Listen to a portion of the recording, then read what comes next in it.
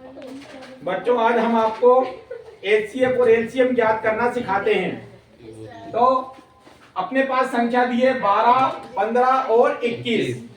इन तीन संख्याओं के माध्यम से एचसीएफ और एलसीएम ज्ञात करना है। तो एचसीएफ एलसीएम कैसे ज्ञात करेंगे? सबसे पहले जो ये तीन संख्याएं दी हैं इन संख्याओं के गुणनखंड निकालेंगे। गुणनखंड निकालने के बाद फिर अपन एचसीएफ और एलसीएम ज्ञात करेंगे।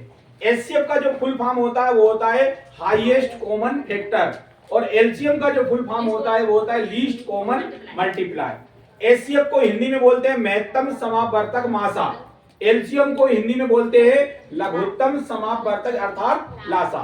तो सबसे पहले अपन एचसीएफ ज्ञात करते हैं। तो संख्याओं के गुणनखंड निकालते हैं। संख्याओं के गुणनखंड किस तरीके से निकालेंगे? सबसे पहले 12 के गुणनखंड निकालेंगे तो 2 इंटू 2 इंटू 3, 2 दूनी 4, 4 तिया 12। इसी प्रकार 15 के गुणनखंड निकालेंगे 3 इंटू 5, 12 के गुणनखंड हो गए 2 इंटू 2 इंटू 3, यानी 2 दूनी 4, 4 तिया 12। इसी प्रकार 15 के गुणनखंड निकालेंगे तो 3 इंटू 5 यानी कि 3 पंजे 15। अब किसके गुणनखंड निकालना है? 21 के। तो ये हो जाएगा 3 इंटू 7, 3 सत्ते 21। अब तीनों संख्याओं के अपन ने गुणनखंड निकाल लिए हैं। अब गुणनखंड निकाल लिए हैं तो सबसे पहले क्या ज्ञात करना है? एचसीएफ। एचसीएफ मतलब होता है हाईएस्ट कॉमन फैक्टर अर्थात महत्तम समापवर्तक, शॉर्टकट में इसको बोलेंगे मासा। तो एचसीएफ, एचसीएफ कैसे ज्ञात करते हैं? जो हाईएस्ट कॉमन यानी पूरी संख्याओं में जो कॉमन संख्या होगी अर्थात जिसको गणित की भाषा में हिंदी में उभयनिष्ठ बोलते हैं, जो कॉमन संख्या होगी उस संख्या को यहां लिख देंगे तो वो एचसीएफ निकल आएगा।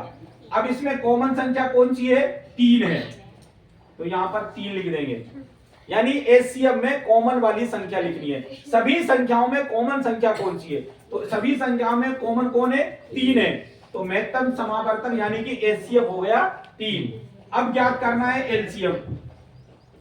एलसीएम में क्या होता है कि कॉमन वाली संख्या भी लिखनी है और जो कॉमन संख्या नहीं है उनको भी लिखना है। तो कॉमन वाली संख्या और जो कॉमन संख्या नहीं है उन दोनों को कर देंगे आपस में मल्टीप्लाई, तो वो कहलाता है एलसीएम, लीस्ट कॉमन मल्टीप्लाई। अर्थात कॉमन वाली संख्या और फिर जो बच गई शेष संख्या बिना कॉमन वाली संख्या उनका आपस में मल्टीप्लाई कर देंगे तो जो आंसर आएगा उसको अपन एलसीएम बोलेंगे। तो सबसे पहले अपन सबसे छोटी संख्या कौन सी है? 2 को लिखते हैं 2 इंटू 2। अब 3 की बारी है तो 3 सभी संख्याओं में कॉमन है, तो कॉमन होने के चक्कर में मात्र एक बार लिखेंगे अपन 3। कॉमन संख्या एक बार लिखनी है।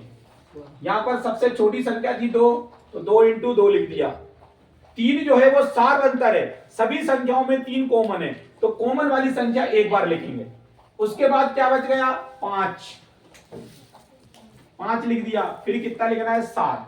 तो कहने का तात्पर्य यह है कि पहले छोटी संख्या लिखनी है यानी जो कॉमन नहीं है, फिर कॉमन वाली संख्या लिखनी है, फिर कॉमन और बिना कॉमन वाली दोनों संख्याओं को आपस में गुणा कर देते हैं, तो इनका अपन मल्टीप्लाई करते हैं। 2 दूनी 4, 4 तिया 12, 12 पंच 60, 6 सत्ते 42 यानी कि हो गया 420। तो ये इस प्रकार से आपका एलसीएम निकल गया। करना क्या है इस विधि में? सबसे पहले अपन को गुणनखंड ज्ञात करना है प्रत्येक संख्याओं का। गुणनखंड ज्ञात करने के बाद सबसे पहले एचसीएफ ज्ञात करना है।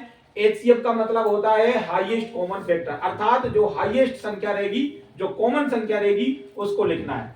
एलसीएम में क्या होगा? कॉमन वाली भी संख्या लिखना और बिना कॉमन वाली संख्या लिखना, उनका आपस में क्या कर देना? मल्टीप्लाई। आपको अच्छे से समझ में आया? Yes sir.